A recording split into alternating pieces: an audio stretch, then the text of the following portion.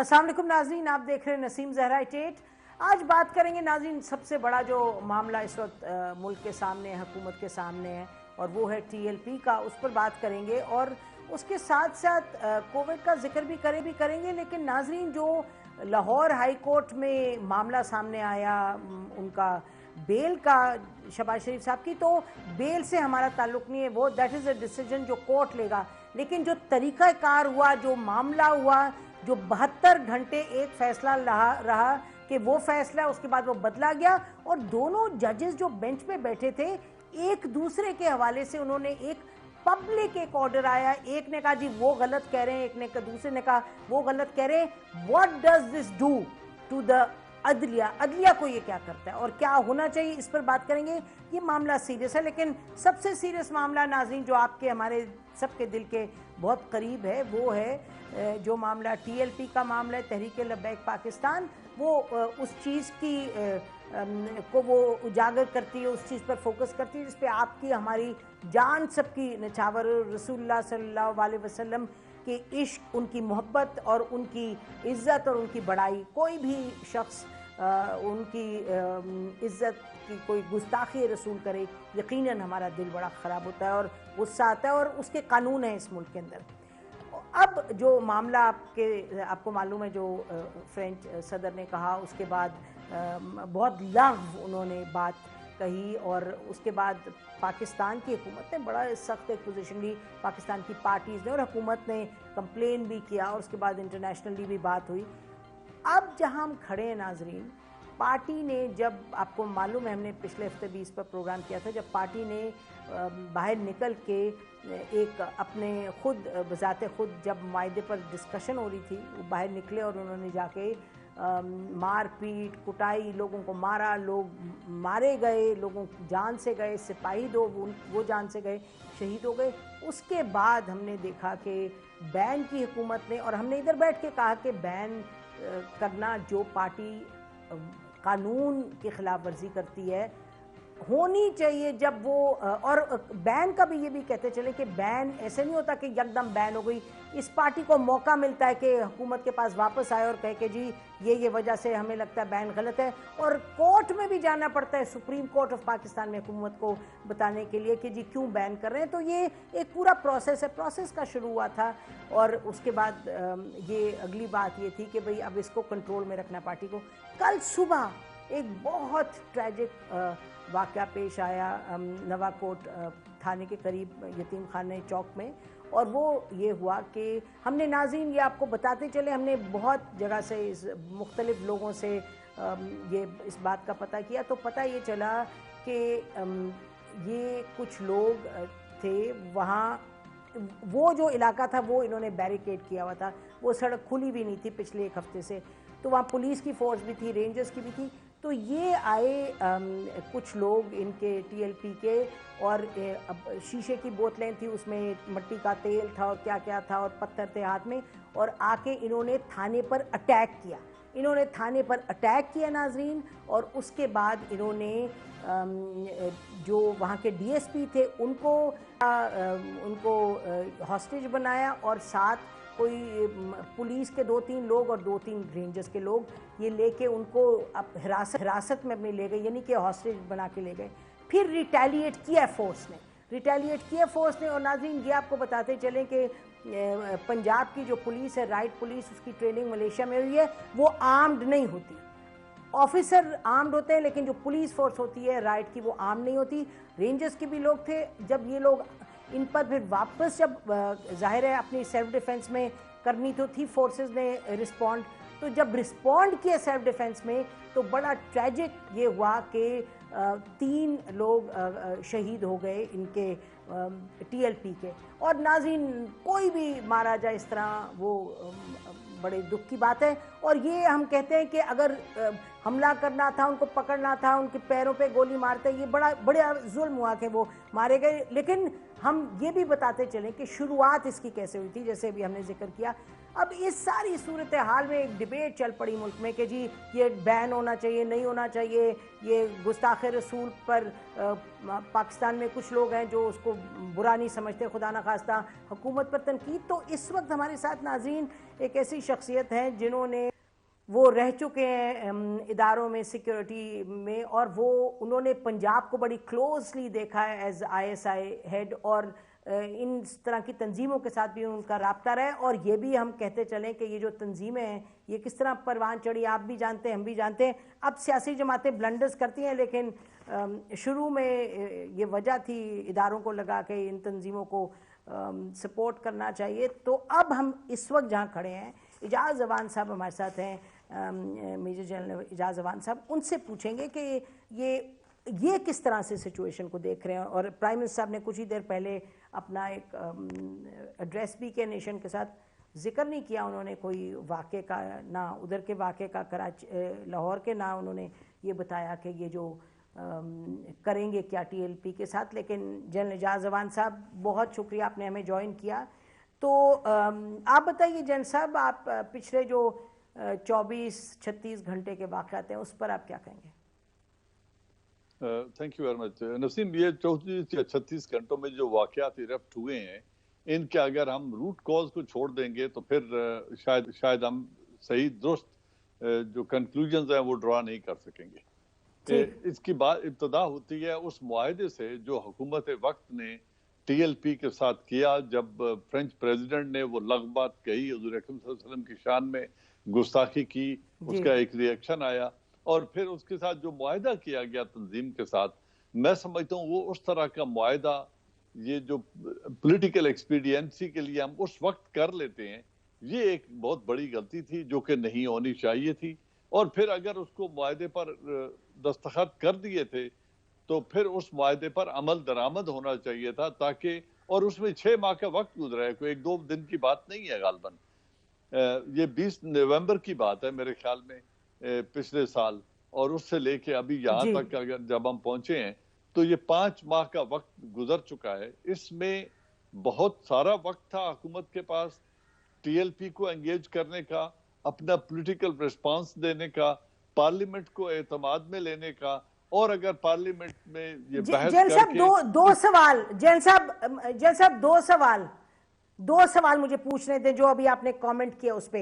एक तो ये फरमा कि ये हुकूमत ने बार बार कहा है और इसको किसी ने डिनाई नहीं किया, हुकूमत ने कहा है कि हम 4 महीने से, ठीक है मुआहदा वो किया, और जैन साहब जो मायदा इन्होंने किया कि हम निकाल देंगे फ्रेंच प्रेसिडेंट को, ये फ्रेंच एम्बेसडर को, आपको लगता है इस तरह का मामला एक्सपीडियंसी से तय करना कि जो फैजाबाद का मामला था, क्या वो भी आप कहेंगे कि गलत था, जहां उन्होंने कहा कि जी निकाल दें आप लॉ मिनिस्टर को और साइन कर दें, और जो वहां भी इन्होंने मार कुटाई की थी, वहां भी लोग मारे गए थे। आपको लगता है कि फैजाबाद में भी गलत हुआ था जो एक्सपीडियंसी के तहत एक मायदा हुआ था?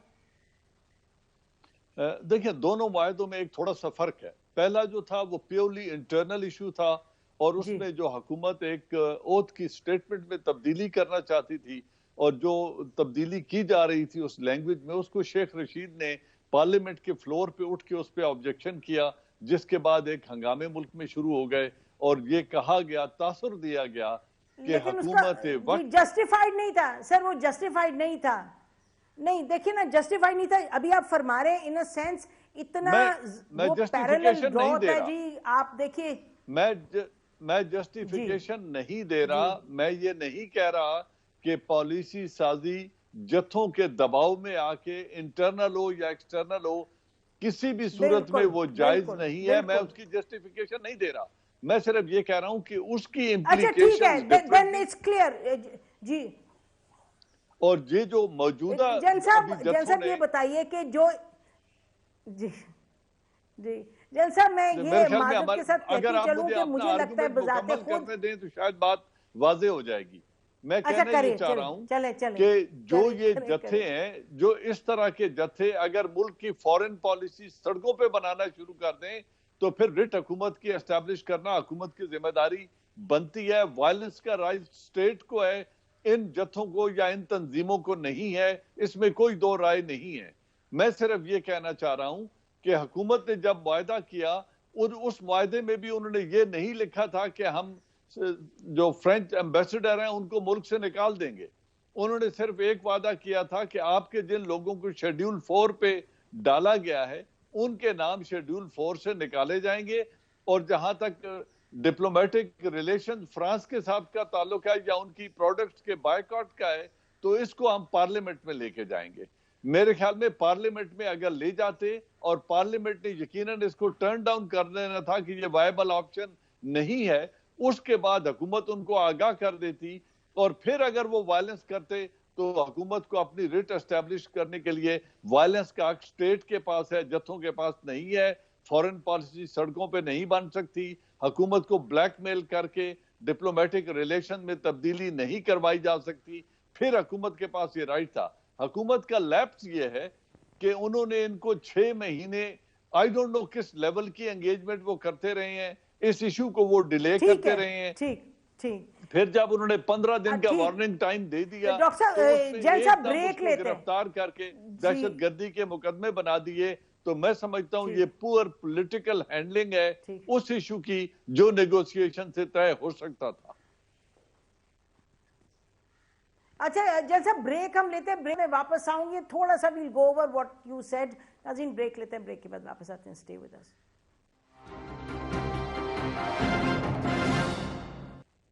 वेलकम बैक नाज़रीन। हम जनरल एजाज जवान साहब के साथ बात करें उन डेवलपमेंट्स पे जो पिछले 2 दिनों में हुई हैं पाकिस्तान में। जल साहब आप ये बताइए, सबसे पहले तो आपने कहा ना कि उन्होंने ये नहीं किया कि भाई पहले क्यों नहीं उन्होंने डिस्कशन की। बार बार गवर्नमेंट ने कहा है हमने बड़ी तफसीली डिस्कशन की। जल साहब एक गलती की, बिल्कुल गलती थी कि वो अग्री उस वक्त करते, इसी तरह गलती जैसे फैजाबाद में गलती की थी, लेकिन हुकूमत इनको इंगेज किए हुए थी। चलिए अगर इंगेजमेंट का वो लेवल नहीं भी था, मुझे आप ये बताइएगा कि कोई भी चीज जस्टिफाई करती है कि वो कॉल देते कि जी पूरे मुल्क में आप ले आए, 20 तारीख को निकल आए, प्रोटेस्ट करें और सड़कें बंद करेंगे, ये करेंगे। उसके बाद जो उन्होंने किया, मुझे बताइए कि आप किसी भी तरह से जस्टिफाई करते हैं। जैसे आज वो कह रहे थे जो मिनिस्टर हैं, ये रिलीजियस मिनिस्टर, उन्होंने कहा कि जी हम बताएं कि जो लोग बीमार हैं उनका क्या है, ये हम सड़क किस तरह से रोक सकते हैं। आम शहरी की जो नकलो हरकत है, वो तो जिस रसूल पर आप शदाई हैं वो रसूलुल्लाह सल्लल्लाहु अलैहि वसल्लम कहते किसी को भी तकलीफ ना पहुंचाएं। तो मुझे ये बताएं कि आपका कानून हो या आपका दीन ईमान हो, कोई भी चीज जस्टिफाई करता है जो इनका रिएक्शन था तहरीक लब्बैक पाकिस्तान का?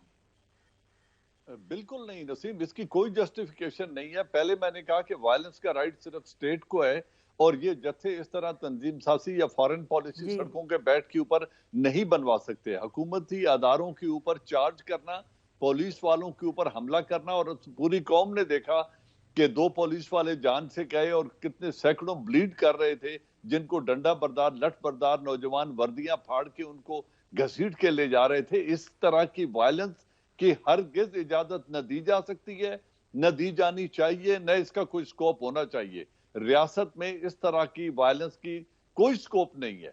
इसकी कोई आदमी इसको हौसला अफजाई न करेगा, न हमें करनी चाहिए। इसको कंडेम करना चाहिए और कानून को अपनी जो राह है वो लेनी चाहिए, इसमें कोई दो राय नहीं है। मैं सिर्फ पहले इशू पे बात कर रहा था। अच्छा जैन साहब ये बताइए, जैन साहब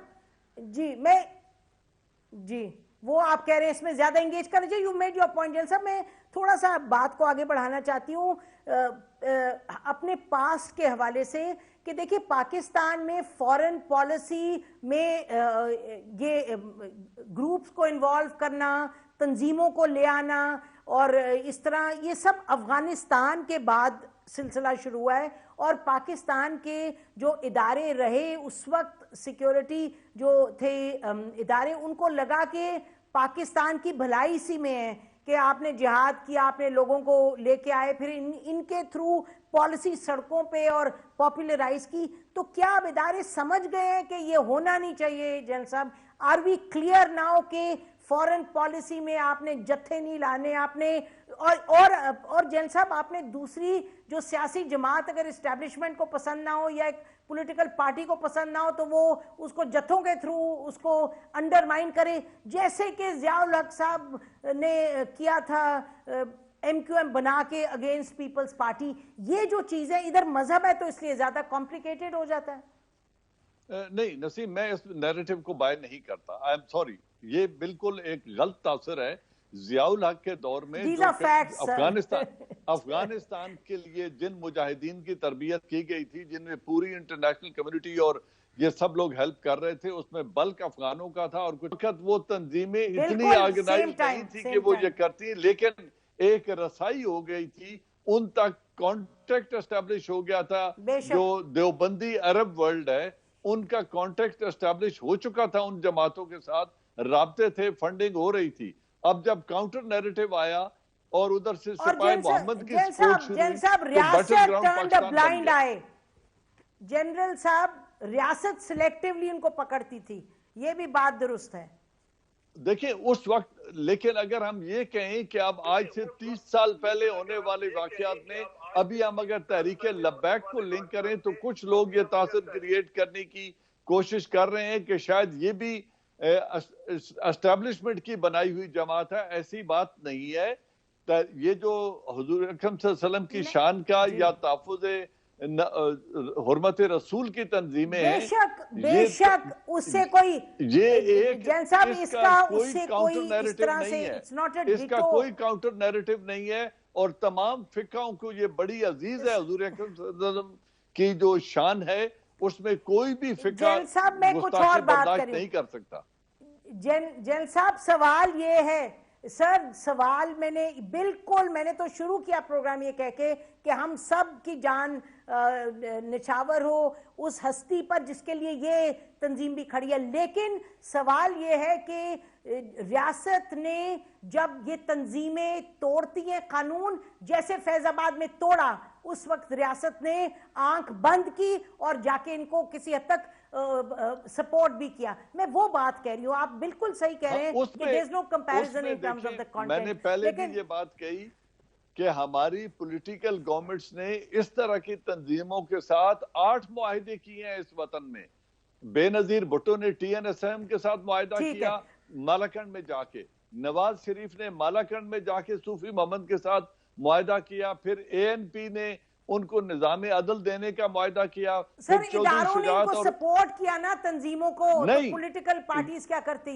सर, इदारे सपोर्ट कर रहे थे तो पॉलिटिकल पार्टीज क्या करती? मतलब नहीं Naseem, let's not be unfair. मेरी बात सुनिए प्लीज। TNSM कभी भी एस्टैब्लिशमेंट ने उनकी मदद नहीं की, सूफी मोहम्मद की किसी स्टेज पे भी। वो इनकी परवरदा जमात नहीं थी, वो कभी भी किसी जिहादी एजेंडे में शामिल नहीं रहा था। ये गलत तासुर है कि तहरीक नफाज शरिया मोहम्मदी जमात इस्लामी के टिकट पे वो शख्स नाजिम के इलेक्शन लड़ा और वो जमात इस्लामी की मेंबरशिप रखता था। अच्छा, तो जी हाँ, उसने तो जमात इस्लामी की मेंबरशिप ही ले रखी थी। ये sorry, I am so sorry Jain साहब, I am so sorry, time खत्म हो गया। लेकिन वादा है नाज़रीन आपसे भी और आपसे भी कि एक प्रोग्राम हम बस इसी इशू पे करेंगे, इन तंजीमों पे और इदारों का और सियासी जमातों का इसमें क्या रोल रहा है, क्योंकि इंशाल्लाह वी आर मूविंग फॉरवर्ड। और अब हम जो कानून की बालादस्ती हर एक के लिए एक बराबर की होनी चाहिए, इसकी तरफ जाएंगे। जैन साहब, आपका बहुत बहुत शुक्रिया। नाज़रीन, हम ब्रेक लेते हैं, ब्रेक के बाद वापस आएंगे और उस मामले पे चलेंगे जिसका हमने शुरू में जिक्र किया कि लाहौर हाई कोर्ट में आखिर हुआ क्या था, क्या माजरा था। स्टे विद अस।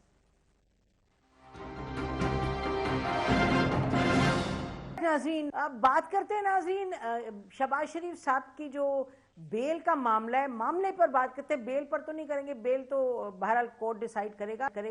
ये बड़ा अजब मामला हुआ कि शायद पहली मर्तबा ऐसे हुआ है कि एक फैसला आके सुनाया गया कोर्ट रूम में। हमने बहुत प्रोसीडिंग्स सुनिए, कोर्ट रूम का कोई ना कोई जो एम्प्लॉय होते हैं वो आके कभी सुना देते हैं, कभी जजेस सुनाते हैं short order. In this case किसी ने आके कोर्ट रूम में, एम्प्लॉय ने आके सुनाया। उसके बाद वेबसाइट अगर आप देखें तो उस पर भी आ गया बेल अलाउड, और फैसला आया ऐसा कि फिर सबने इसको पे रिपोर्ट वगैरह किया। लेकिन फिर कुछ घंटों के बाद अच्छा फिर खबर ये आई कि जी अभी मुचल के जमा नहीं करवाई जा सकती क्योंकि एक जज साहब जो हैं उनका भी इस पर दस्तखत नहीं हुआ। अच्छा जी, पहले तो कहानी आई हो गया, फिर हुआ दस्तखत नहीं हुआ, उसके बाद फाइनली ये हुआ कि जी वो तो जज साहब कह रहे हैं मेरा तो ये फैसला ही नहीं। अच्छा, उसके बाद जब आप देखें तो तफसील में उनकी जो डाइसेंटिंग नोट है, डाइसेंटिंग जजमेंट है, मतलब उनकी अपनी जजमेंट है, दो में एक ने हाँ का एक ने ना, उसमें उन्होंने बड़ी क्लियरली कहा कि मैंने तो बड़ी क्लियरली कहा कि मैं इससे एग्री नहीं करता। उन्होंने ये भी लिखा कि मैंने कोर्ट रूम में जज साहब जो मेरे कॉलीग थे उनको मैंने ऑनरेबल जज को कहा कि मैं नहीं मानता इसको बेल को। तो ये बहुत अजब बात है नाजरीन, यहाँ क्या क्या नहीं होता कि ये इस तरह का किस्सा हो जाए कि वो ऑर्डर भी आ जाए, पास भी हो जाए, ये नहीं लिखा हुआ नहीं लेकिन जुबानी। अच्छा, उसके बाद अगला जो हुआ स्टेप वो ये कहा जा रहा था कि रेफरी जज अपॉइंट होंगे, और रेफरी जज नहीं हुए। जो खबरों में आया था वो था कि 3 मेंबर बेंच, फुल बेंच कहा जा रहा था, जिसके जस्टिस अली बाकर नजफी साहब उसको हेड करें। तो हमारे साथ इस वक्त मौजूद है सेनेटर अजीज तार साहब, PMLN के सेनेटर हैं। बहुत शुक्रिया तार साहब, आपने हमें ज्वाइन किया। और नाजरीन, ये लॉयर भी हैं इस केस में, और हमारे साथ हैं शाह खावर साहब जिन्होंने लाहौर हाई कोर्ट में जज भी सर्व किया, तो उनसे भी बात करते हैं। शाह खावर साहब, पहले तो आपसे पूछते हैं ना कि इसमें कोई सरप्राइज का एलिमेंट है कि जो सारा जिस तरह प्रोसेस हुआ है, या हमें ऐसे ही लग रहा है कि सरप्राइजिंग है? देखिए जी, इसमें तो बहुत बड़ा सरप्राइज है। ऐसा मैंने तो अपनी वकालत की जो है वो कैरियर में ऐसी कभी भी सूरत हाल नहीं देखी।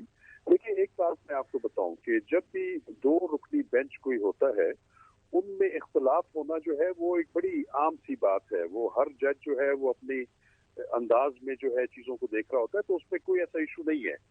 हमने देखा है कि 2 जजेस जो है वो आपस में जो है डाइवर्जेंट किस्म की जो है जजमेंट्स दे देते हैं, वेरिएंट जजमेंट्स दे देते हैं।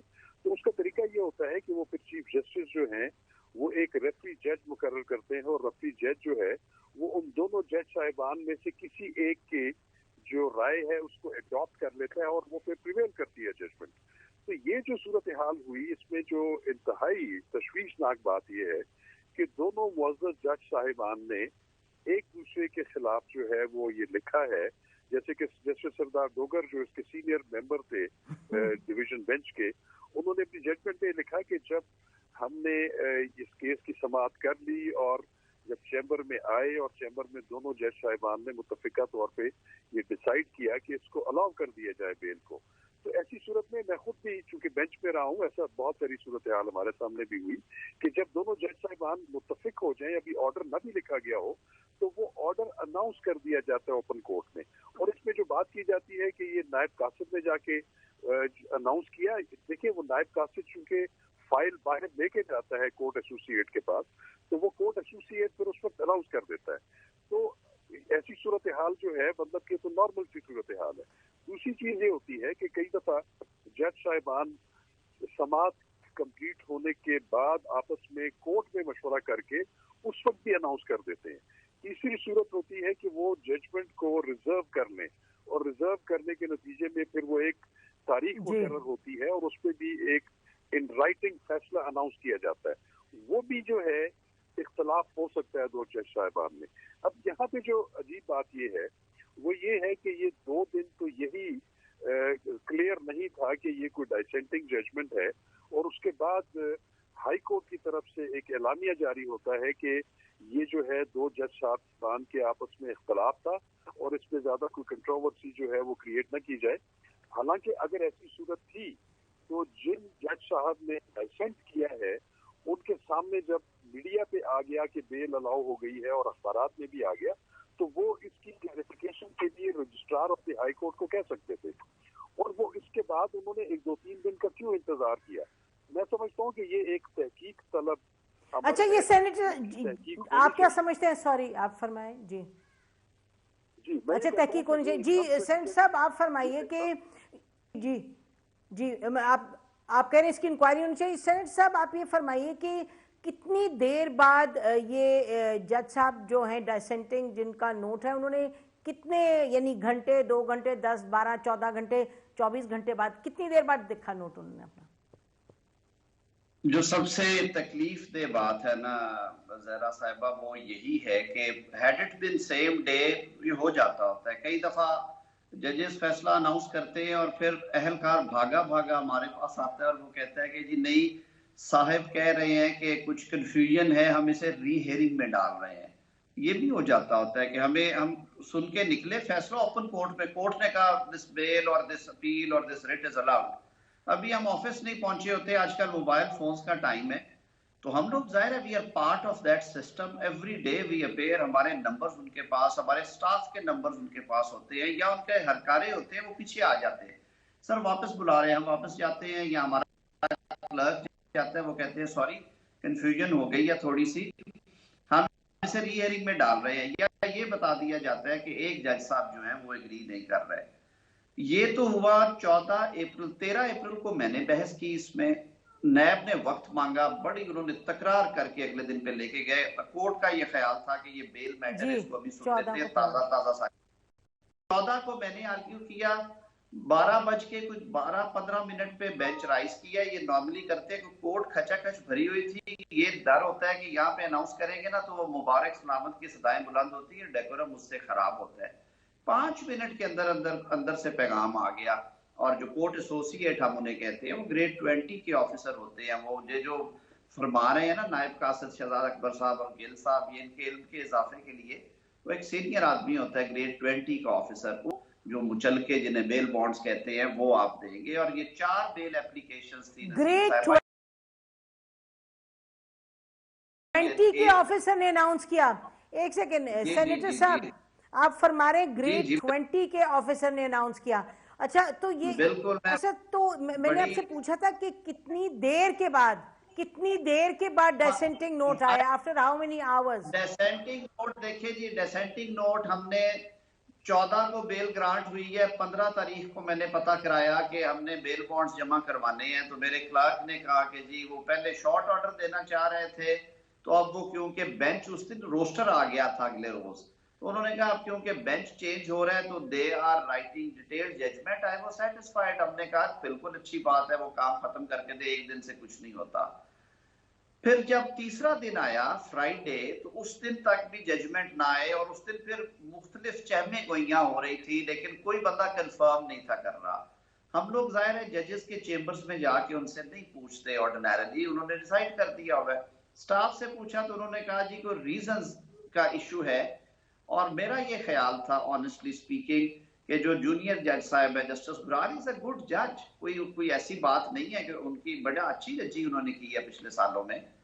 मेरा ख्याल था शायद वो रीजन से डिफर करना चाहें, और ये भी शाह खावर साहब अकाउंटेबिलिटी को मेरे से बहुत ज्यादा जानते हैं, लॉज को उस्तादों जैसे हैं हमारे, और जज भी रहे हैं। कई दफा डिवीजन बेंच में बेल ग्रांट ही कर दी जाती है, लेकिन रीजंस अपनी अपनी दे दी जाती हैं। जैसे हो सकता था गुराल साहब कहते हैं कि मैं मेरिट पे नहीं देना चाहता, लेकिन मैं हार्डशिप पे देता हूँ, या वाइस वर्सा। जुमे को ये सूरत हाल रही, तो फिर हमने राब्ता किया उनके स्टाफ से, लेकिन हमें ब्लैक एंड व्हाइट में नहीं बताया गया। लेकिन उस दिन कुछ समझ आना शुरू होगी कि गड़बड़ है, मामला ठीक नहीं है, और वो जो परसेप्शन की बात होती है, डर आना शुरू हो गया कि कहीं नतीजा जो है रिजल्ट चेंज हो रहा है, but one can not expect कि ये हो जाएगा। फाइनली मैंने लड़कों को कहा कि आप वेबसाइट ठीक है जी, मुझे वहां पे बेल अलाउड आ रही थी। फिर एक रजिस्टर होता है जिसे हम शाहवर साहब बेहतर समझते हैं, उसे हम पेशी रजिस्टर कहते हैं, उस पर भी बेल अलाउड था। फिर हफ्ते वाला दिन आ गया, तो उस दिन वो सहाफियों ने शोर शोर करना शुरू किया कि जी डिसेंटिंग नोट आएगा, डिसेंटिंग नोट आएगा, और उसी दिन फिर रजिस्ट्रार ऑफिस से एलामिया जारी हुआ। टेक्निकली प्रैक्टिकली स्पीकिंग ये तीसरे रोज जाके फैसला तब्दील हुआ।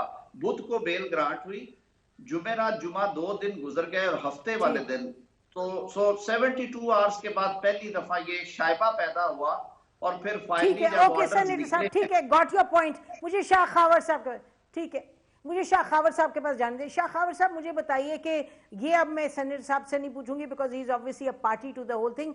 मुझे बताएं कि शहबाज शरीफ साहब हो, चाहे नवाज शरीफ, चाहे बिलावल, चाहे इमरान खान साहब, मुझे उससे नहीं वास्ता, मुझे इससे वास्ता है कि ये बड़ी, आपने कहा and you don't belong to a party, आप फरमा रहे हैं कि ये बड़ी, आपने अपने करियर में ऐसी चीज नहीं देखी, और 72 घंटे बाद, तो क्या इस तरह की चीज को बस ऐसे ही गुजरने देना चाहिए, या Chief Justice of the Supreme Court, who is the administrative oversight किसकी होती है जी इस तरह की चीजों पे?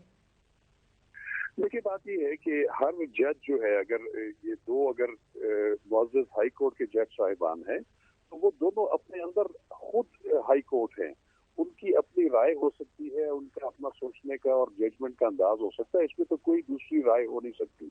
लेकिन यहाँ पे जो तशवीशनाक अमल नहीं सर, मैं ये पूछ रही हूँ, नहीं जी मैं समझ गई हूँ जी, अनफॉर्चुनेटली टाइम कम है। मैं शाह खबर साहब ये पूछना चाह रही हूँ कि जब इतनी अजब चीज हो जाए, 72 घंटे तक एक जज कुछ बोले ही नहीं, उसके बाद ये सब मसला हो, तो फिर कौन, और ये लगे कि justice has to be seen to be done, तो ये इसमें कौन, लाहौर हाई कोर्ट के चीफ जस्टिस साहब को इसका नोटिस लेना चाहिए या सुप्रीम कोर्ट के चीफ जस्टिस साहब को? यानी कि ये बड़ी अजीब बात है, और हम तो मुल्क के सिस्टम की बात कर रहे हैं, we don't care which individual is involved. देखिए नसीम साहब, मैं आपको बात बताऊं कि इसका तहकीक होना बहुत जरूरी है, क्योंकि दोनों जज साहिबान ने एक दूसरे के खिलाफ जो है वो इल्जामात लगाए हैं कि वो एक दूसरे को गलत साबित करने की कोशिश की, जो कि बहुत अफसोसनाक है। इसकी तहकीक होना जरूरी है। इसका मतलब ये है कि उनमें से किसी एक मुअज़्ज़ज़ जज साहब ने तो मिसकंडक्ट किया है, और मिसकंडक्ट का जो है वो तो कौन करेगा जी, कौन करेगा तहकीक? सुप्रीम जुडिशियल काउंसिल कर सकती है, और मैं समझता हूँ कि ये मामला किसी हवाले तो कौन लेके जाएगा? Who will take note of it sir? Note कौन लेगा? इसको इनिशिएट कौन करेगा? सुप्रीम जुडिशियल काउंसिल अज खुद उसके मेंबरान इसका सुओ मोटो एक्शन भी ले सकते हैं, और जो लाहौर हाई कोर्ट है उसके चीफ जस्टिस भी ये मामला सुप्रीम जुडिशियल काउंसिल में भेज सकते हैं। तो अगर उन्होंने देना होता लाहौर हाई कोर्ट के चीफ जस्टिस साहब ने, तो उनको अभी तक दे देना चाहिए था, या आपका ख्याल है अभी भी कोई उम्मीद रख सकते हैं कि वो इस तरह की चीज को इन्वेस्टिगेट करवाएं?